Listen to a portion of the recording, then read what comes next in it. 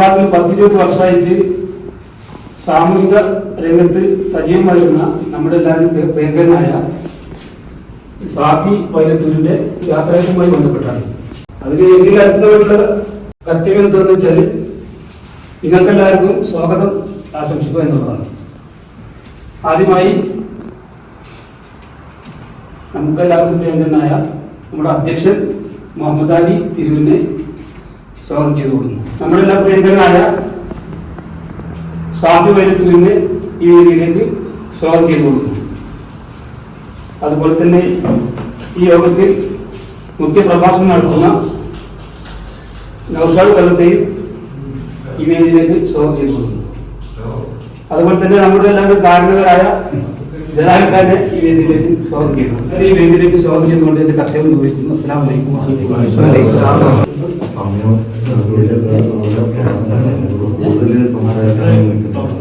മുഖ്യ പ്രഭാഷണം നടത്തുന്നതിന് വേണ്ടി നൗഷാദിനെ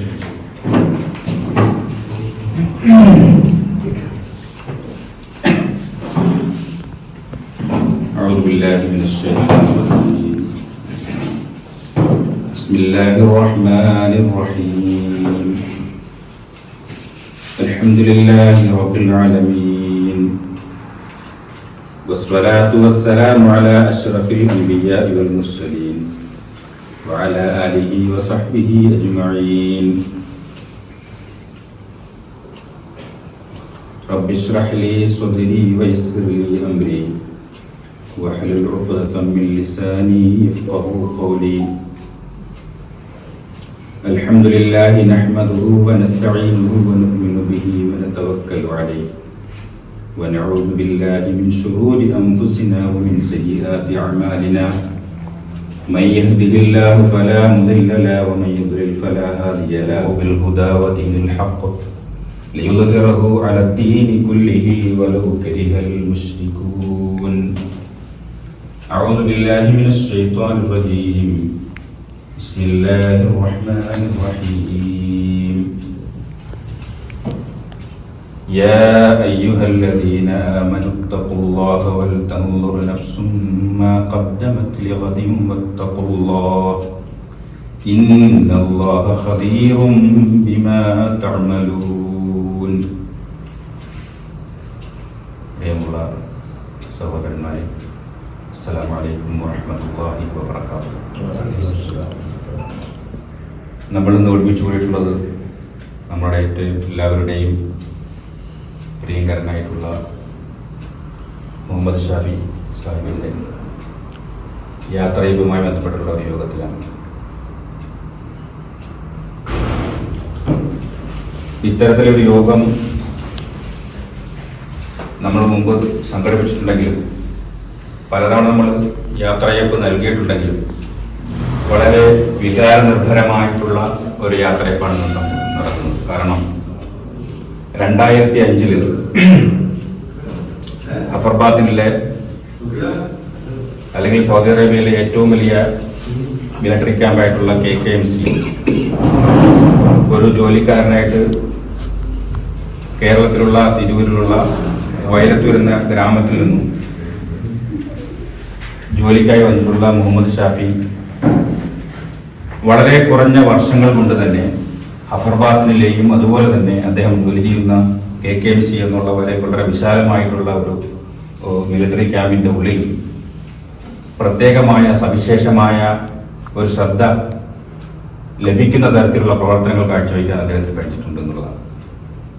ഏത് മേഖല എടുത്തു നോക്കിയാലും, അത് മതരംഗത്താണെങ്കിലും സാംസ്കാരിക രംഗത്താണെങ്കിലും സ്പോർട്സ് പരമായിട്ടുള്ള സംഗതികളിലാണെങ്കിലും അദ്ദേഹത്തിൻ്റെ മികവുറ്റ നേതൃത്വം നമുക്ക് അനുഭവിക്കാൻ സാധിച്ചിട്ടുണ്ട്.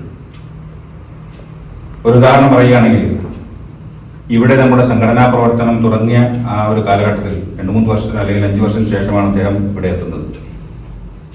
ആ കാലഘട്ടങ്ങളിലൊക്കെയും സംഘടന ഒരു മൂകമായ അവസ്ഥയിലായിരുന്നു ഉണ്ടായിരുന്നത്, അല്ലെങ്കിൽ നമ്മളിൽ തന്നെ ഒതുങ്ങുന്ന തരത്തിലുള്ള ഒരു രീതിയിലാണ് ഉണ്ടായത്. അതുപോലെ നൂർഖാൻ എന്ന് പറയുന്ന ഹോസ്പിറ്റൽ ഉണ്ടായിരുന്ന ഷിറാസ് സാഹിബ്, അവർ രണ്ടുപേരും വന്നതോടുകൂടിയാണ് ഇവിടെ സംഘടനയെ ജനങ്ങളിലേക്ക് ഇറങ്ങിത്തിരിക്കുന്നതിന് വേണ്ടിയിട്ടുള്ള പ്രവർത്തനങ്ങൾ ആവിഷ്കരിക്കുകയും ജനങ്ങളുടെ മുഴുവനും ശ്രദ്ധ നമ്മളിലേക്ക് വരികയും ഏകദേശം ഇന്നോളം 2025ഓളം നമ്മുടെ സംഘടനയെ ജനങ്ങളുമായി ബന്ധിപ്പിച്ച് സാമൂഹ്യ പ്രവർത്തന രംഗങ്ങളിൽ നമ്മളുടെ ഏറ്റവും വലിയ ശ്രദ്ധ കേന്ദ്രീകരിച്ചിട്ടുണ്ട്. ആയിരക്കണക്കിനാണ്, ഞാൻ വെറുതെ പറയുന്നത്, ആയിരക്കണക്കിന് മയ്യത്തുകൾ നമ്മൾ മറമാടിയിട്ടുണ്ട്. അതുപോലെ തന്നെ കൊറോണ സമയത്ത് നമ്മൾ ചെയ്തുള്ള സേവനങ്ങൾ, ജോലി സംബന്ധമായ ഭാരമേറിക്കൊണ്ട് സ്പോൺസർമാരുടെ പീഡനങ്ങൾ ഏറ്റുവാങ്ങിക്കൊണ്ട നിരവധി ആളുകൾ, സ്ത്രീകൾ ഉൾപ്പെടെയുള്ള ആളുകളെ നമ്മൾ രക്ഷപ്പെടുത്തുന്നതിന് വേണ്ടിയിട്ട് ഉള്ള പ്രവർത്തനങ്ങളൊക്കെ നടത്തുന്നതിന് നേതൃത്വം എന്ന് പറയുമ്പോൾ നമുക്കറിയാം അല്ലാഹു സുബ്ഹാനഹു വ തആല നേതൃത്വങ്ങൾ രണ്ട് തരത്തിലാണ് കാണുന്നത്.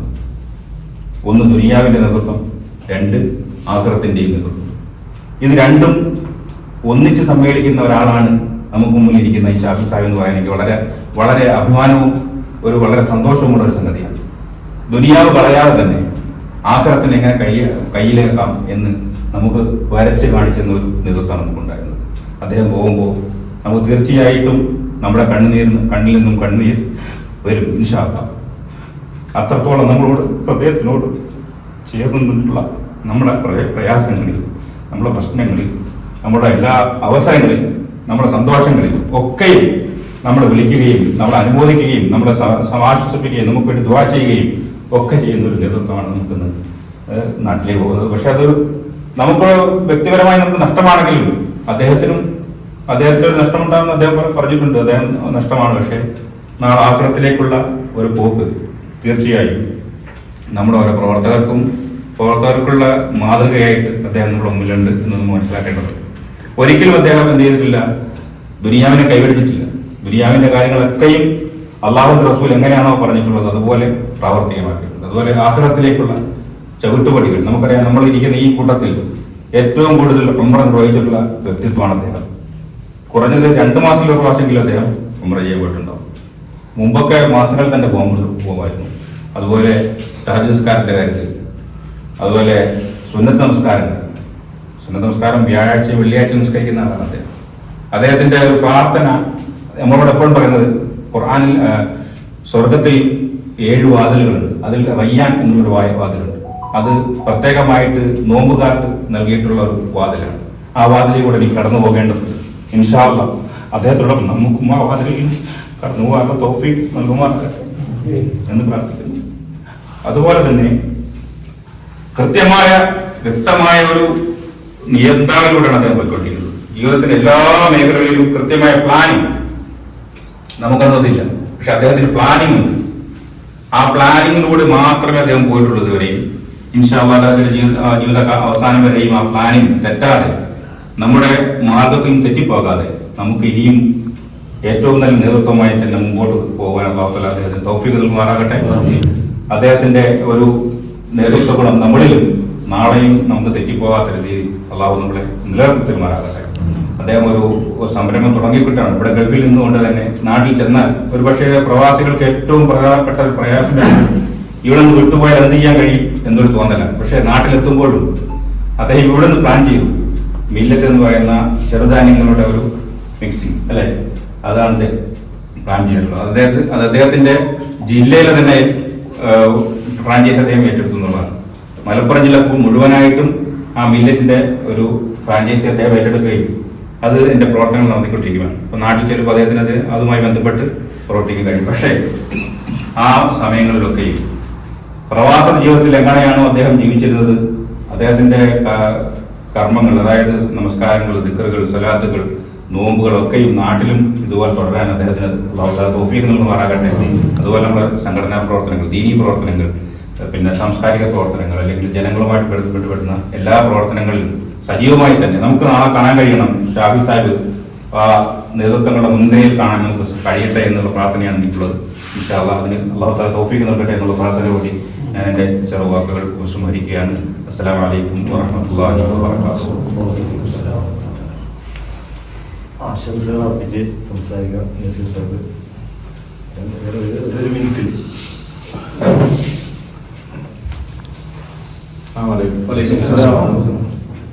സാഹിബിനെ എനിക്ക് പരിചയം എന്ന് പറഞ്ഞാൽ ഞാൻ നൗഷാദിന്റെ റൂമിൽ വെച്ചുള്ള പരിചയങ്ങൾ മാത്രമാണുള്ളത്. നിങ്ങൾ തമ്മിൽ അങ്ങനെയുള്ള പരിചയങ്ങൾ മാത്രമേ ഉള്ളൂ.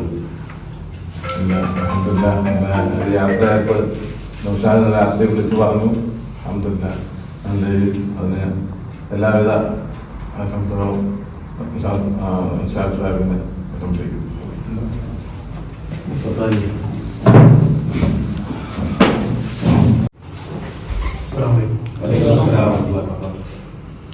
സാഹിബിൻ്റെ പോക്ക് നമുക്ക് സങ്കട കാര്യം തന്നെയാണ്. കാര്യങ്ങളൊക്കെ നൗഷാദ് പറഞ്ഞു, വിശദമായി പറയേണ്ട ആവശ്യമില്ല. അദ്ദേഹം ജീവകാരുണ്യ, സാമൂഹിക, സാംസ്കാരിക അവരുടെ എല്ലാ മണ്ഡലങ്ങളിലും തിരിച്ചിരുന്ന ഒരു പ്രതീകമാണ്. എനിക്ക് വ്യക്തിപരമായിട്ട് ഒരുപാട് അനുഭവങ്ങൾ നമ്മൾ പറയാൻ പറ്റില്ല. അദ്ദേഹത്തെ ഇരുത്തി പോയിത്താനും പാടില്ല. അദ്ദേഹം അള്ളാഹു ആരോഗ്യം, ആഫിയത്തും ദീർഘായുസ്സും പ്രദാനം ചെയ്യട്ടെ എന്ന് പ്രാർത്ഥിച്ചുകൊണ്ട് ഞാൻ മനസ്സിലാമായി.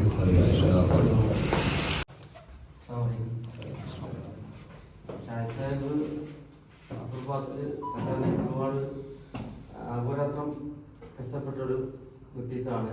എല്ലാ മേഖലകളിലും സഹായത്തിനായാലും സംഘടനയ്ക്ക് മുൻതൂക്കം കൊടുത്തുകൊണ്ടും ജോലി ഭാരങ്ങളുള്ള സമയത്തായെങ്കിലും എല്ലാവരെയും സഹായിക്കാൻ വേണ്ടി പുറപ്പെട്ടിട്ടുള്ള ഒരു പോകുമ്പോൾ എല്ലാവർക്കും സങ്കടകരമായ ഒരു വാർത്ത തന്നെയാണ്.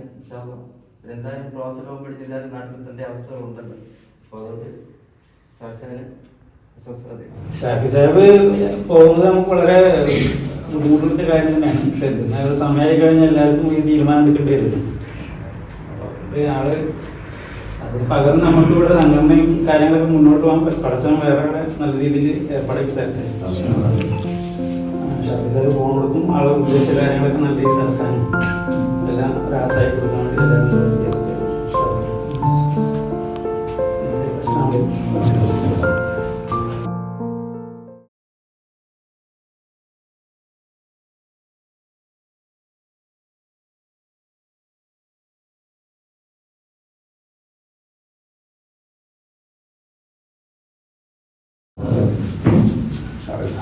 എന്ത് പറയണമെന്ന് എനിക്ക് പറ്റില്ല.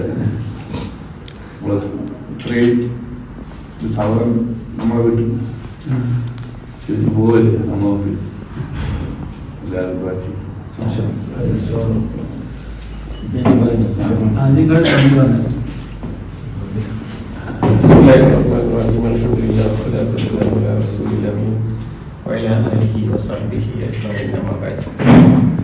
ഏറ്റവും പ്രിയപ്പെട്ട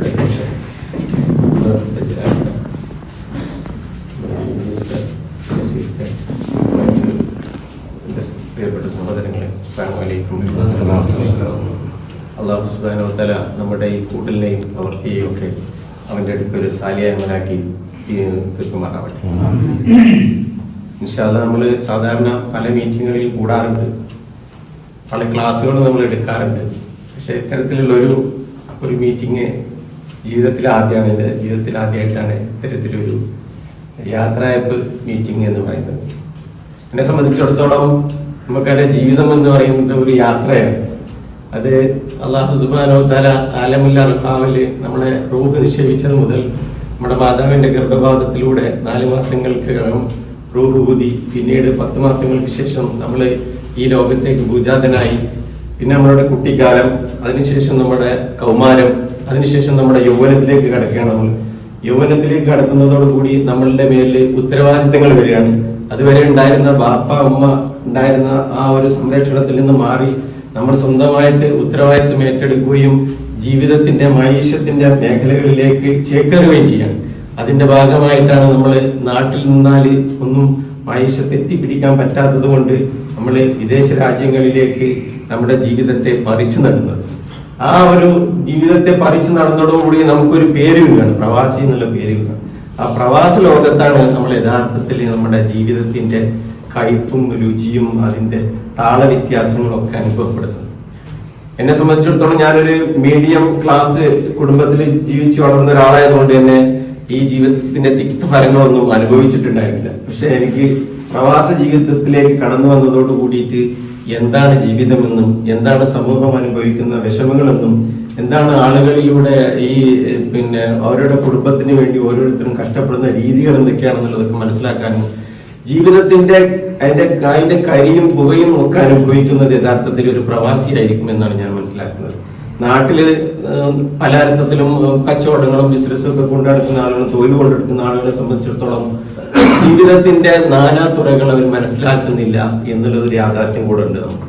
അപ്പൊ യഥാർത്ഥത്തിൽ ഒരു പ്രവാസിയാണ് അവന്റെ വിരഹ ദുഃഖം. അവന്റെ കുട്ടികൾ, അവന്റെ ഭാര്യ, അവന്റെ കുടുംബം, അവന്റെ മാതാപിതാക്കൾ അവരൊക്കെ അകന്നു നിൽക്കുമ്പോൾ ഉണ്ടാകുന്ന ആ മാനസിക വ്യത, അതൊക്കെ കടിച്ചമർത്തിയിട്ട് തന്റെയും തന്റെ കുടുംബത്തിന്റെയും തന്റെ ബന്ധപ്പെട്ട സമൂഹത്തിന്റെയും ഒക്കെ ഉന്നതിക്ക് വേണ്ടി സ്വന്തം ജീവിക്കാൻ മറന്നുകൊണ്ട് മറ്റുള്ളവർക്ക് വേണ്ടി ജീവിക്കുന്ന ഒരു ഉപകരണമായിട്ട്, ഒരു ടൂളായിട്ട് പ്രവാസി മാറിയിട്ടുണ്ട്. ഇന്ന് നമ്മൾ എടുത്തു നോക്കിയാൽ നമ്മുടെ ജീവിതം ചിലപ്പം 50 കഴിഞ്ഞ് 40 കഴിഞ്ഞ് 60 കഴിഞ്ഞവരൊക്കെ ഉണ്ടാവും.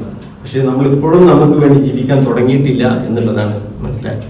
എനിക്ക് പറയാനുള്ളത്, ഇത് വളരെ ഹൃദയവേദകമായിട്ടുള്ള ഒരു സ്വീകരണമാണ് എന്നെ സംബന്ധിച്ചിടത്തോളം. നമ്മള് സുഹൃത്തുക്കള് നൽകുന്നതാണെങ്കിലും എന്നെ സംബന്ധിച്ചിടത്തോളം ഞാൻ KKMC നിന്ന് ആഴ്ചയിൽ ഇങ്ങോട്ട് വരുമ്പോൾ ആദ്യമൊക്കെ 2 ദിവസം ഉണ്ടായിരുന്നു, ഇപ്പൊ 1 ദിവസം ഉണ്ടായിരുന്നുള്ളൂ. പക്ഷെ അവിടെ ഇങ്ങോട്ട് വരുമ്പോൾ എനിക്ക് ഒരു ഗ്രഹാതുരത്വം നൽകുന്ന ഫീലിംഗ് ആണ്. ഇങ്ങോട്ട് വന്നു കഴിഞ്ഞാൽ വീട്ടിലേക്ക് ചെന്നത് പോലുള്ള ഫീലിംഗ് ആണ്.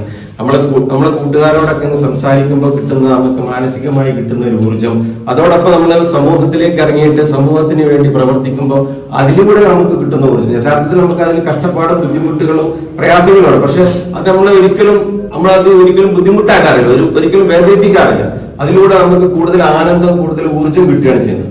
കഷ്ടപ്പെടുന്ന ആളുകളെ സഹായിക്കുക, അവർക്ക് വേണ്ടി എന്തെങ്കിലും ചെയ്യുക എന്നുള്ളതാണ് യഥാർത്ഥത്തിൽ ഓരോ മതവും നൽകുന്ന സന്ദേശം എന്നുള്ളതാണ്.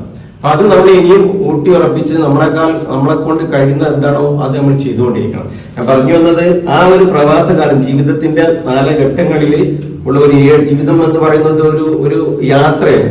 ആ യാത്രാ പുസ്തകത്തിലെ ഒരു ഏടാണ് എന്നെ സംബന്ധിച്ചിടത്തോളം ഇപ്പോൾ ഒരു പാഠഭാഗമാണ് എന്നെ സംബന്ധിച്ചിടത്തോളം ഇപ്പോൾ കഴിയാൻ പോകുന്നത്. അതായത് പ്രവാസ ജീവിതം എന്ന് പറയുന്നത് ഇനിയും കഴിഞ്ഞിട്ടില്ല. അതിന്റെ അടുത്തൊരു പാഠത്തിലേക്കാണ് ഞാൻ ഇനി കടക്കാൻ പോകുന്നത്.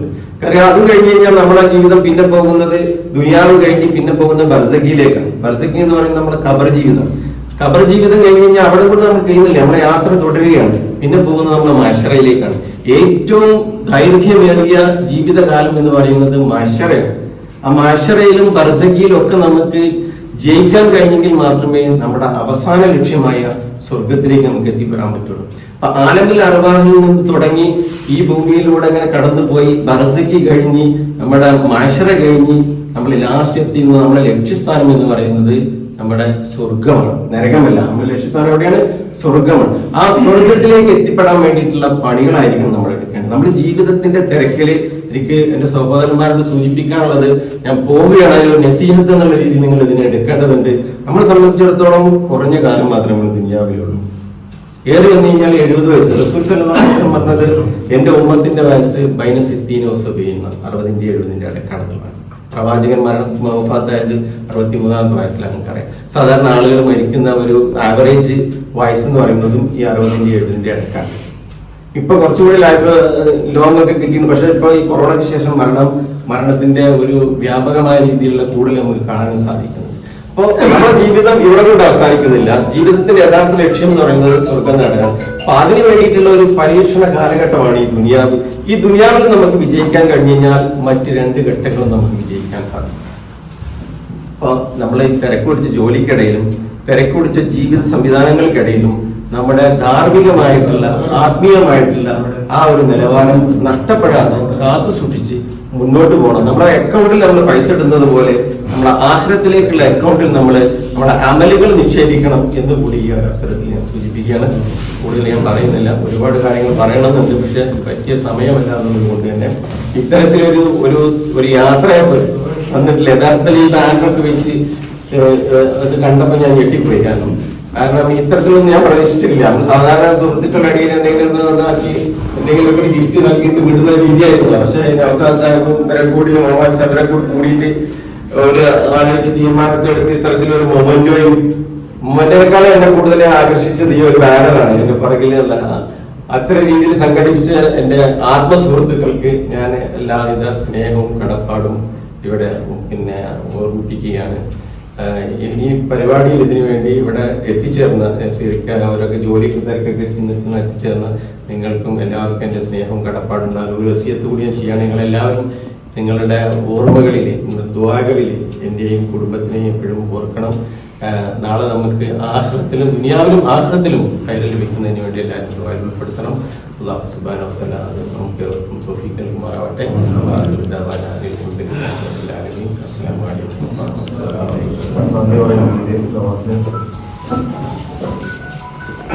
അസ്സലാമു അലൈക്കും. നമ്മുടെ പരിപാടിയിൽ നന്ദി പറയുക എന്നുള്ളതാണ് ഏറ്റവും കർത്തവ്യമായിരുന്നു.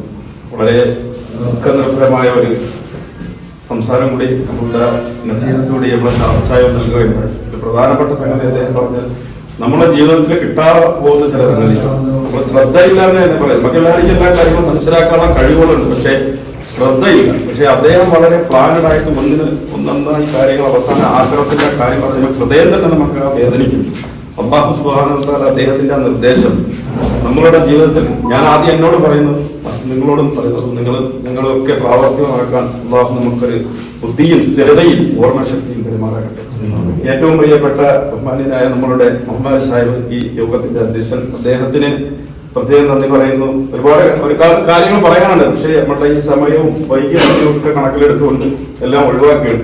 അതുപോലെ തന്നെ ഇന്ന് നമ്മൾ ഇവിടെ യാത്രയപ്പ് നൽകുന്ന ബഹുമാനപ്പെട്ട ഷാഫി സാഹിബ്, അതുപോലെ ജലാലിക്ക, നസീറിക്ക തുടങ്ങി പേരുകൾ, ഷിനു സാഹിബ്, അങ്ങനെ പേരുകൾ എടുത്തു പറയാൻ പറ്റാത്ത ഇവിടെ പങ്കെടുത്ത നമ്മളെ പേര് കിട്ടിയിട്ടുണ്ട്, യൂനുസ് സാഹിബ് അടക്കം എല്ലാവരും ബഹുമാനിച്ചുകൊണ്ട് ഒറ്റ വാക്കിൽ ഇവിടെ പങ്കെടുത്ത മുഴുവൻ പേർക്ക്, ജലീലിക്ക പ്രത്യേകിച്ച് ഇങ്ങനെ കണ്ടില്ല, ശ്രദ്ധിച്ചില്ല, നമ്മൾ ഇവിടെ ഉണ്ടായിരുന്ന ആളാണ്. അപ്പൊ അദ്ദേഹം നാട്ടിൽ നിന്ന് വന്നിട്ടപ്പോഴാണ് അറിയുന്നത്. അപ്പൊ എല്ലാവർക്കും ഒറ്റ വാക്കിൽ ഈ പരിപാടി പങ്കെടുത്ത് വിജയിപ്പിച്ച അതുപോലെ ഇതിന്റെ പിന്നിൽ പ്രവർത്തിച്ച എല്ലാവർക്കും അല്ലാഹു അർഹമായ പ്രതിഫലം നൽകുമാറാകട്ടെ. യാത്രയപ്പിൽ പങ്കെടുത്ത എല്ലാവർക്കും അല്ലാഹു അനുഗ്രഹങ്ങൾ ശരീരമാറാകട്ടെ പറഞ്ഞുകൊണ്ട് നിർത്തുന്നു. അസ്സലാമു അലൈക്കും വറഹ്മത്തുള്ളാഹി വബറകാതുഹു.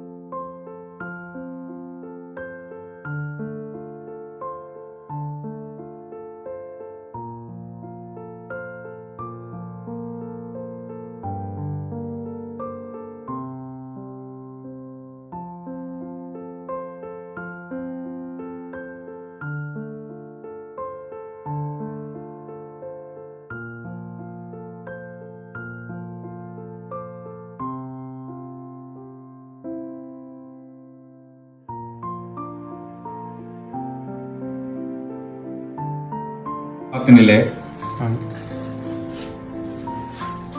സാമൂഹ്യ സാംസ്കാരിക രംഗങ്ങളിൽ നിറസാന്നിധ്യമായിരുന്ന മുഹമ്മദ് ഷാഫി വൈരത്തൂർ, അദ്ദേഹം 2005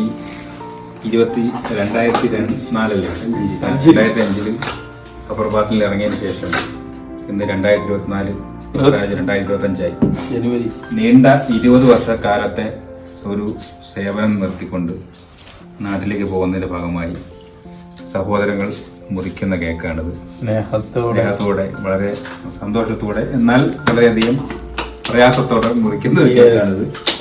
ഇതിൽ എല്ലാവരും പങ്കാളികളാണ്. നാട്ടിൽ അദ്ദേഹത്തിന്റെ ജോലിയും നിങ്ങളിലൊക്കെ